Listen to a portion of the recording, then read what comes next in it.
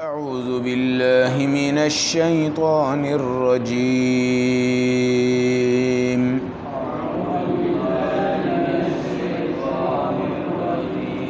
بسم اللہ الرحمن الرحیم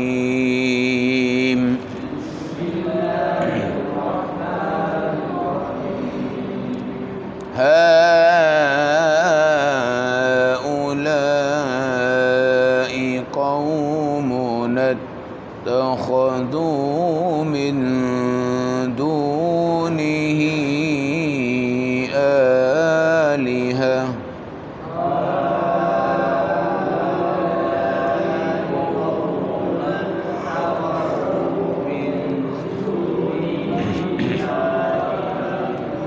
لولا يأتون عليهم بسلطان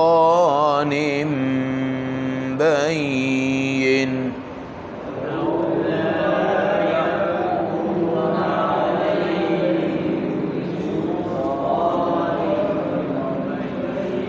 فمن أظلم ممن افترى على الله كذبا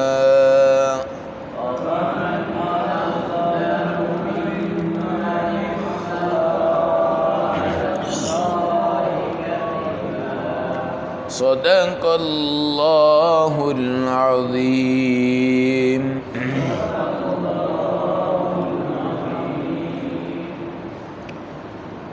تلاوت کردہ آیت مبارکہ کا ترجمہ: ہؤلاء قومنا، یہی ہے ہماری قوم، اتخذوا من دونہ آلہہ، جنہوں نے اللہ کو چھوڑ کے دوسرے خدا بنا ڈالے۔ لولا یأتون علیہم بسلطان بین، نقلی خداؤں پر آج تک یہ کوئی دلیل کیوں نہیں لا سکے۔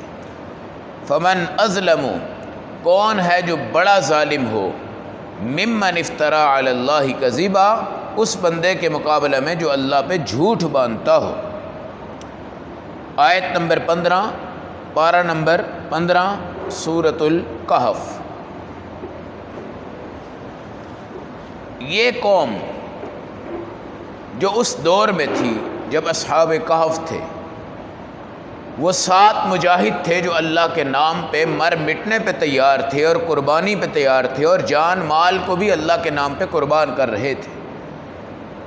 لیکن جو ایک اللہ کو مانتا ہے وہ شرک والوں کو دیکھتا ہے تو بیمار ہو جاتا ہے، بدعت والوں کو دیکھتا ہے تو بیمار ہو جاتا ہے، گناہوں کو دیکھتا ہے تو بیمار ہو جاتا ہے، اس کو تکلیف ہوتی ہے۔ ہم اپنے بچوں کی تکلیف پر، اپنی بیوی کی تکلیف پر، اپنے بھائی کی تکلیف پر، اپنے مریض کی تکلیف پر کتنے ٹینشن میں آ جاتے ہیں۔ گھر میں کسی کو اٹیک ہو جائے تو کتنی ٹینشن ہوتی ہے۔ کئی دفعہ ایسا ہوتا ہے کہ بھائی کو اٹیک ہوا ہے، دوسرا بھائی اس کی ٹینشن میں ہوتا ہے، اس کو بھی اٹیک ہو جاتا ہے۔ کئی دفعہ ایسا ہوتا ہے کہ کسی کا باپ مر جاتا ہے تو اس باپ کی جو اس کی ماں ہوتی ہے، یعنی اس کی بیوی، وہ اس کی ٹینشن میں ہوتی ہے، دوسرے دن بیوی مر جاتی ہے۔ اب درد اس کو ہے، غم مجھے ہے، تکلیف اس کو ہے، غم مجھے ہے، اٹیک اس کو ہوا ہے، غم مجھے ہے۔ یہ اللہ نے ایک رشتوں کا جوڑ اور تقدس پیدا کیا ہوا ہے، اور جس کا بندہ مر جاتا ہے اس کے بعد جو اس کے اوپر پہاڑ ٹوٹتا ہے اور پھر اس کو مصیبت پڑتی ہے اور اس کا غم زدہ ہوتا ہے اور وہ کئی عرصے تک اس کا غم ختم نہیں ہوتا۔ یہ ہمارے جسمانی رشتے ہیں، یہ ہمارے جسمانی رشتے ہیں۔ مر وہ گیا ہے، ٹینشن میں ہوں، تکلیف اس کو ہے، غم میں ہوں۔ اصل ہے روحانی رشتہ، ایمان کا رشتہ، قرآن کا رشتہ، توحید کا رشتہ۔ اب اگر اللہ کے ساتھ کوئی کسی بندے کو خدا بنا کے بیٹھ جاتا ہے اور شرک کر لیتا ہے، اب میں اگر اللہ کی توحید پہ قائم ہوں، میں ایک اللہ کو مانتا ہوں، میں ایک اللہ کے وحدہ لا شریک مانتا ہوں، آپ مجھے بتائیں کیا مجھے سکون سے بیٹھنا چاہیے شرک والوں کو دیکھ کر؟ کیا مجھے تکلیف نہیں ہونی چاہیے؟ کیا مجھے غم نہیں ہونا چاہیے؟ اگر کسی کی جسمانی تکلیف کے اوپر میں وہ غم برداشت نہیں کر سکا تو دین کی روحانی تکلیف کے اوپر بھی مجھے وہ غم برداشت نہیں ہونا چاہیے۔ یہی وجہ ہے کہ آج تک جو پیغمبر آیا ہے، پہلی دعوت ہے قولوا لا الہ الا اللہ تفلحون، تم سب کہو لا الہ الا اللہ، تم فلاح پا جاؤ گے۔ نماز کی دعوت الگ ہے، روزے کی الگ ہے، حج کی الگ ہے، عمرے کی الگ ہے، زکوٰۃ کی الگ ہے، صدقات کی الگ ہے، حقوق العباد کی الگ ہے۔ پہلی دعوت کیا ہے؟ قولوا لا الہ الا اللہ تفلحون۔ پھر کیا کہا؟ لا اسألکم علیہ اجرا، ہم تمہیں اللہ کی توحید کی دعوت دے رہے ہیں، ہم کوئی مزدوری بھی نہیں لیں گے۔ ہمیں یہاں سے امریکہ جانا پڑے اللہ کے دین کی دعوت کے لیے، تبلیغی جماعت والا بستر باندھے گا، اپنی دولت، اپنا مال، اپنی جان خرچ کر دے گا۔ بھائی کیوں جا رہے ہو؟ میں اس بندے کو توحید پہ لانے کے لیے جا رہا ہوں، شرک سے دور کروانا چاہتا ہوں، بتوں سے دور کروانا چاہتا ہوں، نقلی خدا سے دور کروانا چاہتا ہوں۔ یہی تڑپ لے کر آپ مشرق میں جائیں، مغرب میں جائیں، جنوب میں جائیں، شمال میں جائیں، ساری کائنات میں یہ اللہ والے گھوم رہے ہیں اور جان مال بھی خرچ کر رہے ہیں، وقت بھی لگا رہے ہیں، راتیں گزار رہے ہیں، 4 مہینے لگا رہے ہیں، سال لگا رہے ہیں۔ کیوں جا رہے ہو؟ ایک اللہ کی توحید کی دعوت دینے کے لیے جا رہے ہیں، ایک اللہ کی توحید کی دعوت دینے کے لیے جا رہے ہیں۔ تو یہ ہمیں اس چیز کو سوچنا ہے کہ آج میری امت اور میرا معاشرہ شرک میں ڈوبا ہے، میرے اوپر کیا اثر ہو رہا ہے؟ جوں تک نہیں رینگتی لوگوں کا، تو کرتا ہے تو کرتا رہے، مشرک بنا ہے تو بنا رہے، بدعتی بنا ہے تو بنا رہے۔ نہیں، ایسا نہیں ہے۔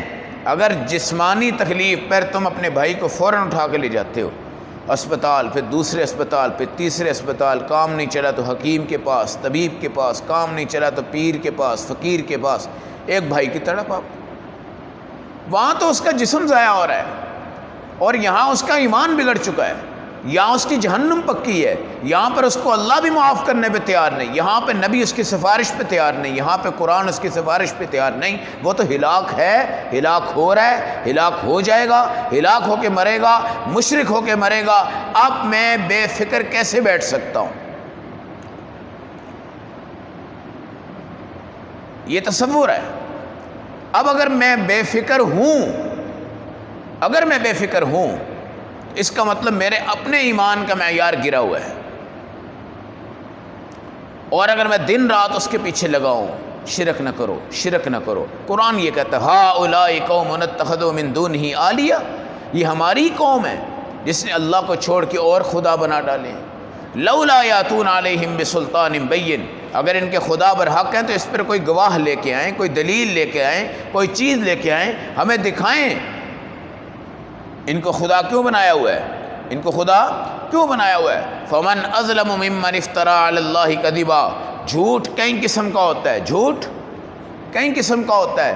میں آپ سے اپنی ذات کا جھوٹ بولتا ہوں، کاروبار کا جھوٹ بولتا ہوں، کسی دوست کے اوپر میں تہمت لگا دیتا ہوں، میں جھوٹ بول کر اس کو پھنسا دیتا ہوں، میں جھوٹ بول کر اس کو کہیں طرف لگا دیتا ہوں، جھوٹ بول کر کسی کی لڑائی کروا دیتا ہوں، جھوٹ بول کر کسی کو قتل کروا دیتا ہوں، جھوٹ بول کر کسی کو شرابی بنا دیتا ہوں، کسی کو جواری بنا دیتا ہوں، کسی کو سودی بنا دیتا ہوں۔ اللہ کہتے ہیں وہ جھوٹ، یہ جھوٹ، یہ جھوٹ، یہ جھوٹ، یہ جھوٹ سب چھوٹے ہیں، سب کیا ہیں؟ چھوٹے ہیں۔ اصل جھوٹا کون ہے؟ فمن اظلم ممن افترى علی اللہ کذبا، جو خدا پہ جھوٹ باندھتا ہے اور لوگوں کو کہتا ہے یہ ایک خدا کافی نہیں ہے، 2 بناؤ، 2 نہیں ہے 3 بناؤ، 3 نہیں ہے 4 بناؤ، 4 نہیں ہے تو 5 بناؤ، 360 بت مکہ میں ہے نا، اور رسول پاک نے توڑا ہے۔ حضرت عمر ساتھ چل رہے ہیں، لاٹھی پکڑیے گراتے جا رہے ہیں، لاٹھی پکڑیے گراتے جا رہے ہیں، لاٹھی پکڑیے گراتے جا رہے ہیں، اور آپ نے بیت اللہ کو بتوں سے ایسا پاک کیا ہے کہ آج کوئی بندہ شرک کی وہاں جرت نہیں کر سکتا۔ تو ہمیں جسمانی تکلیفوں پر احساس ہے، اور جسمانی تکلیف پر ہم 10 لاکھ روپے بھی لگا دیتے ہیں، مگر روحانی تکلیف کے اوپر کسی کو کوئی غم نہیں ہے، کسی کو کوئی فکر نہیں ہے، اور یہ پتہ بھی ہے کہ شرک والے بندے کی تباہی ہے، اس کے لیے بچت ہے ہی کوئی نہیں ہے۔ ورنہ میرے نبی علیہ السلام کی حدیث ہے کہ میری سفارش میری امت کے کبیرہ گناہ گاروں کے لیے ہوگی۔ کس کے لیے ہوگی؟ کبیرہ جو گناہ ہیں، جو صغیرہ چھوٹے گناہ ہوتے ہیں نا، یہ تو ابھی ہم نماز پڑھ رہے ہیں اللہ معاف کر دیتے ہیں، وضو کر رہے ہیں اللہ معاف کر دیتے ہیں، استغفر اللہ پڑھ لیں اللہ معاف کر دیتے ہیں، درود شریف پڑھ لیں اللہ معاف کر دیتے ہیں۔ ہمارے نبی کی جو سفارش ہے وہ کس کے لیے ہے؟ کبیرہ گناہ گاروں کے لیے، کبیرہ گناہ گاروں کے لیے، لیکن مشرک کے لیے نہیں ہے۔ اللہ کی طرف سے بھی مغفرت کا اعلان نہیں ہے۔ تو میرے بھائی، شرک والی قوم کو دیکھ کر چین سے نہیں بیٹھنا، سکون سے نہیں بیٹھنا، بلکہ شرک کو کیا کرنا ہے؟ ختم کرنا ہے، کلہ کما کرنا ہے۔ اور شرک کو ختم کرنے کا ذریعہ یہ نہیں کہ ہم بندہ مار دیں، بندہ مار دیں پھر تو ہم نے مشرک کو مار دیا، وہ تو گیا جہنم۔ شرک کے ختم کرنے کا ذریعہ ہے ہم بت پرستی کے نظام کو تباہ کریں، بت پرستی کے نظام کو برباد کریں، بت پرستی سے جان چھوڑیں بھی جان چھڑوائیں بھی، اور اس لہجے کو ختم کریں، اور لوگوں کو ہم اللہ کی مساجدوں میں لے کر آئیں۔ وَأَنَّ الْمَسَاجِدَ لِلَّهِ فَلَا تَدْعُوا مَعَ اللَّهِ أَحَدًا۔ مسجدیں کس کے لیے ہیں؟ اللہ کے لیے۔ مگر میں بڑے افسوس سے یہ سنتا ہوں اور کہتا ہوں کہ ہماری مسجدوں کے اندر بھی شرک ہو رہا ہے، لاؤڈ سپیکر پہ شرک ہو رہا ہے، کتابوں میں شرک ہے، لوگوں کو ترغیب دی جا رہی، تقریر کی جا رہی، واعظ کی جا رہے ہیں، نصیحت کی جا رہے ہیں کہ بگڑی بنانے والا وہ ہے، فلاں بابا ہے، فلاں پیر ہے، فلاں چشتی ہے، فلاں نعمانی ہے، فلاں سروئی ہے، فلاں قادری ہے، فلاں رضوی ہے، وہ یہ کر سکتا ہے، وہ کر سکتا ہے، وہ کر سکتا ہے، اس نے یہ کمال کر دیا، اس نے وہ کمال کر دیا، اس نے یہ کمال کر دیا۔ بڑے بڑے جبے، بڑی بڑی ٹوپیاں، بڑے بڑے کیپ پہن کر سوشل میڈیا پہ لوگ بیٹھ کر ایسا بندے کو اٹھاتے ہیں، آج تک انہوں نے اللہ کی اتنی تعریف نہیں کی جتنی اللہ کی مخلوق میں سے اس بندے کی تعریف کر رہے ہیں۔